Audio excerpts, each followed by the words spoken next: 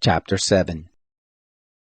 It happened in the days of Ahaz the son of Jotham, the son of Uzziah king of Judah, that Rezin the king of Syria and Pekah the son of Remaliah king of Israel went up to Jerusalem to war against it, but could not prevail against it. It was told the house of David, saying, Syria is allied with Ephraim. His heart trembled, and the heart of his people, as the trees of the forest tremble with the wind. Then the Lord said to Isaiah, Go out now to meet Ahaz, you and Shearjashub your son, at the end of the conduit of the upper pool, on the highway of the fuller's field. Tell him, Be careful and keep calm. Don't be afraid, neither let your heart be faint because of these two tails of smoking firebrands, for the fierce anger of Rezin and Syria, and of the son of Remaliah. Because Syria, Ephraim, and the son of Remaliah have plotted evil against you, saying, Let's go up against Judah and tear it apart, and let's divide it among ourselves, and set up a king in the midst of it, even the son of Tabeel. This is what the Lord God says, It shall not stand, neither shall it happen. For the head of Syria is Damascus, and the head of Damascus is Rezin. And within 65 years Ephraim shall be broken in pieces, so that it shall not be a people. And the head of Ephraim is Samaria, and the head of Samaria is Remaliah's son. If you will not believe, surely you shall not be established. The Lord spoke again to Ahaz, saying, Ask a sign of the Lord your God. Ask it either in the depth or in the height above. But Ahaz said, I will not ask, neither will I tempt the Lord.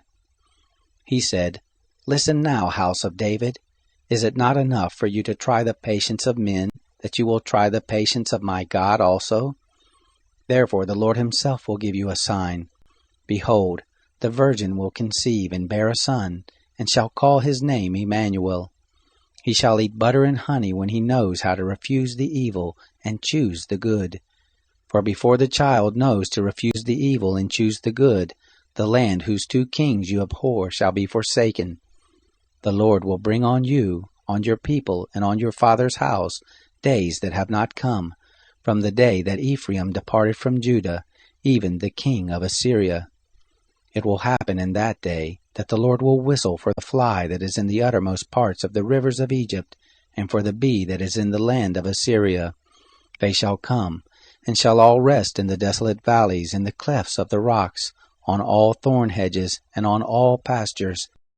In that day the Lord will shave with a razor that is hired in the parts beyond the river, even with the king of Assyria, the head, and the hair of the feet, and it shall also consume the beard.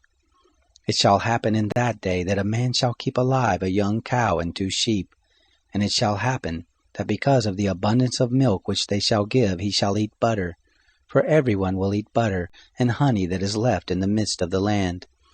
It will happen in that day that every place where there were 1,000 vines at 1,000 silver shekels shall be for briars and thorns. People will go there with arrows and with bow, because all the land will be briars and thorns. All the hills that were cultivated with the hoe, you shall not come there for fear of briars and thorns, but it shall be for the sending forth of oxen, and for the treading of sheep.